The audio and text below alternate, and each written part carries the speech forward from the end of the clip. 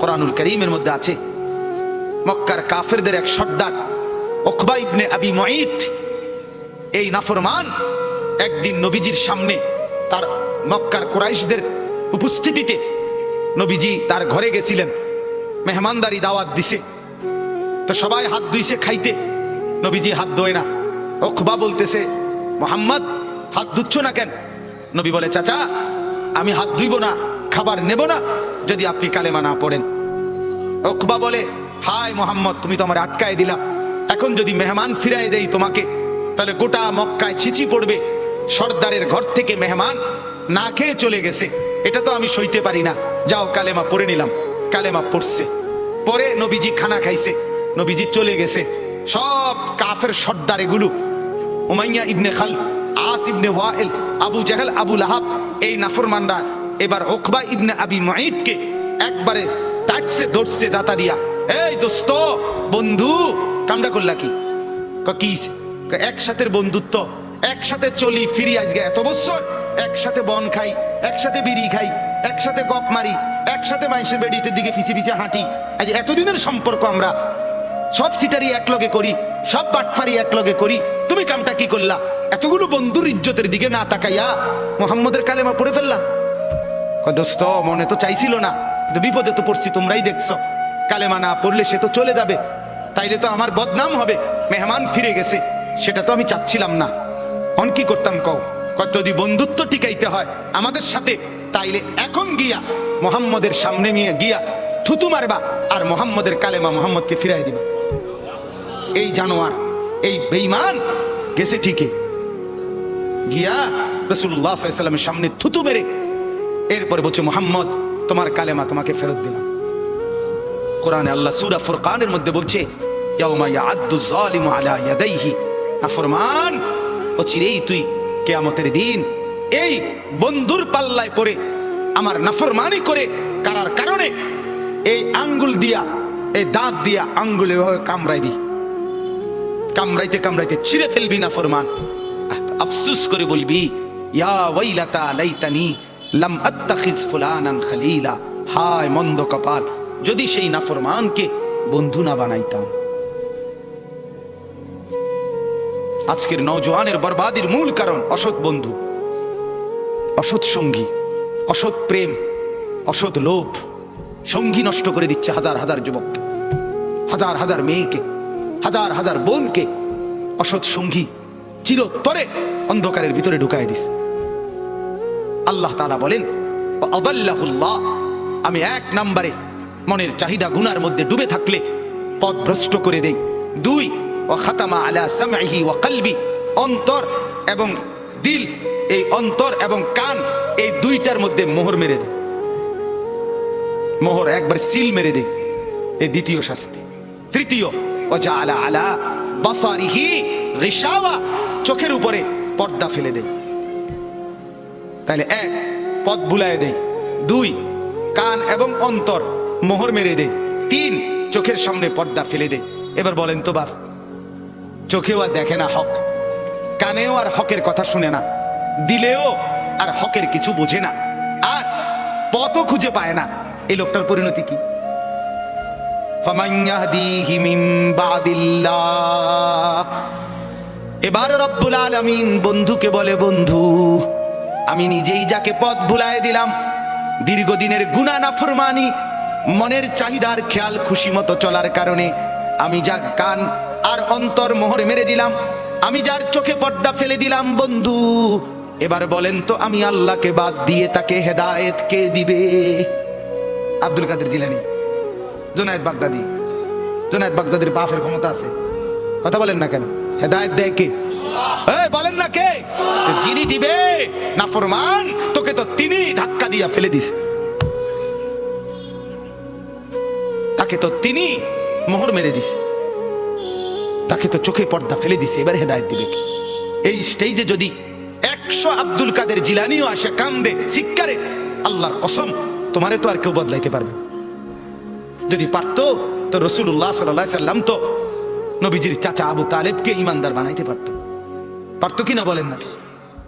কি পরিমাণ কাঁদা কাঁদছে, নবী সাল্লাল্লাহু আলাইহি সাল্লাম আবু তালেবকে কালেমা পড়াবার জন্য কি পরিমাণ কাঁদছে, চেষ্টা করছে।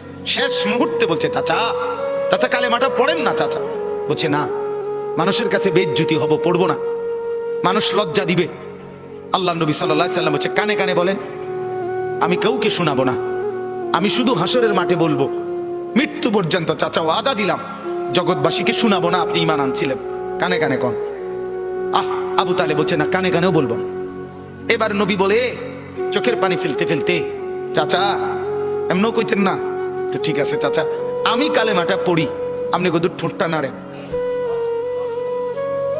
আপনি শুধু ঠোঁটটা নাড়বেন, আমি হাসরের দিন বলবো মাওলা আমার চাচা কালেমা পড়ছিল এজন্য ঠোঁট নাড়ছে, এর সুযোগ দেন। চাচা বলছে না না না, আমি ঠোঁটও নাড়বো না।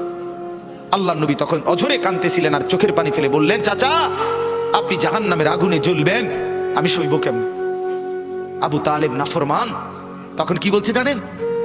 আন্নারু খায়রুম মিনাল আর। মুহাম্মদ, মানুষের কাছে লজ্জা পাওয়ার চাইতে আগুনে জ্বলা অনেক ভালো। বাপ, নিজেদের জিন্দেগিতে একবার ভাইবা দেখেন, আমিও ভাবি আপনিও ভাবেন, এমন আচরণ আমার মধ্যে আছে কি?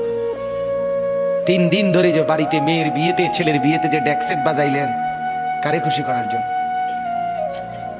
হ্যাঁ, 1 লক্ষ টাকার গেট, এরপরে গায়ে হলুদের এই নগ্ন অনুষ্ঠান কার জন্য করলেন? বেড়া বেড়ি সব, যুবক যুবতী সব একই মাইক্রো প্রাইভেট কারের ভিতরে যাতাযাতি করে বহাইয়া একখান থেকে একখানে নিলেন, কার জন্য? পুরা প্যান্ডেলের ভিতরে একসাথে বেড়া বেড়ি একত্রে খায়, নাচে, গায়, ফুর্তি করে, কার জন্য? শুধু সমাজ, সোসাইটি, পরিবেশ, সোসাইটি মেনটেন করছেন, সমাজ মেনটেন করছেন। ছেলেরা চাইছে, মেয়েরা চাইছে, বাচ্চারা চাইছে, এতে হেতে চাইছে, তো মালিক তিনি কি চাইছিল? ওনার কথা মনে হয় নাই? রাসূল সাল্লাল্লাহু আলাইহি সাল্লাম তার কথা মনে হয় নাই? বলেন, কিয়ামতের দিন নবী সাল্লাল্লাহু আলাইহি ওয়াসাল্লামের কাছে কোরআনে আছে, ফাকাইফা ইদা জিনা মিন কুল্লি উম্মাতিন বিশাহিদ ওয়া জিনা বিকা আলা হাউলাই শাহীদা। নবীকে বলছে আল্লাহ, বন্ধু আপনার উম্মতের প্রত্যেকের আমলনামা আমি আপনার হাতে দেখাবো, আপনার হাতে, আপনার সামনে পেশ করব, আপনি দেখে কথা বলবেন। আমার কাছে সুপারিশ আপনি কইরেন, মানা নাই, কিন্তু আপনি দেখে করবেন। রাসূলুল্লাহ সাল্লাল্লাহু আলাইহি ওয়াসাল্লাম যদি হাসরের ময়দানে এরকম আমলনামা খুলে উল্টায় আর পৃষ্ঠার পর পৃষ্ঠা দেখে ফজর নাই, জোহর নাই, আসর নাই, মাগরিব নাই, ইশা নাই, শনিবার রবিবার, মদ জুয়া, অবৈধ উপার্জন, গান বাদ্য, নাটক, সিনেমা, জিনা, ব্যভিচার, বেহায়া, বেপর্দা, সব উল্টায়। আল্লাহ নবী সাল্লাল্লাহু আলাইহি সাল্লাম তখন বলবে, উম্মত কি এটা? উম্মত আমার 23 বছরের এত চোখের পানির কথা একবারও মনে হয় নাই? কি আনছো এটা আমারে? উম্মত তুমি জানো না আমি যে তায়েফের পাথরের আঘাতে পুরা পিঠ চালনির মতো জাজরা বানায় ফেলছে আমার? শোনো নাই তুমি? আমারে যে উহুদের ময়দানে দান দান শহীদ করে রক্তাক্ত করছে, তুমি শোনো নাই? আমি যে 14 দিন পেটে ক্ষুধার তাড়নায় পাথর বাঁধছিলাম, উম্মত তোমার মনে নাই? একবারও শোনো নাই আমার ক্ষুধার কষ্ট, আমার পিঠের ব্যথা, আমার দাঁতের ব্যথা, আমার কাঁধে 2টা কড়া ঢুকে গেছে? উম্মত, আমার ঘরে 3 মাস আল্লাহর নবীর স্ত্রী আয়েশা বলছে, আল্লাহর কসম উম্মত, নবীর স্ত্রী বলছে 3 মাস 3টা সূর্য চাঁদ উঠছে ডুবছে, রাআইনা হিলালান সুম্মা হিলালান সুম্মা হিলালান, 3 চাঁদ 3 মাসে নবীর 9 জন বিবির কারো ঘরে আম্মা জান আয়েশা বলে 1 ফোঁটা চুলায় আগুন জ্বলে নাই। মা আওকাদাত ফি আবিয়াতি রাসূলিল্লাহ নারুন, নবীর একজন বিবির ঘরেও আগুন জ্বলে নাই। আল্লাহ নবীর স্ত্রী আয়েশা একদিন বলছিল নবীকে, পিঠে হাত বুলাইয়া, ইয়া রাসূলুল্লাহ, স্বামী আপনার পিঠ ছিদ্র ছিদ্র কেন? পুরা পিঠ চালনির মতো ছিদ্র ছিদ্র কেন? আপনার কি ছোটবেলায় বসন্ত রোগ হয়েছিল, গোটা হয়েছিল? আল্লাহর নবী চোখের পানি ফেলে বলছে, আয়েশা তুমি জানো না আমার এই পবিত্র দেহে তো কোনোদিন মশাও বসে না, মাছিও বসে না, পোকা বসবে কেমনে? আমার পবিত্র দেহে তো হাঁটলে মেশকের গ্রান বের হয়, আমার পেশাব পায়খানাও তো কোনোদিন জমিনের উপরে 1 সেকেন্ড থাকে না, মাটি ফাঁক করে ভেতরে নিয়ে যায়, সেই আমার গায়ে গোটা হবে কেন? আয়েশা এগুলো আমার তায়েফের পাথরের আঘাতের রক্তের দাগ।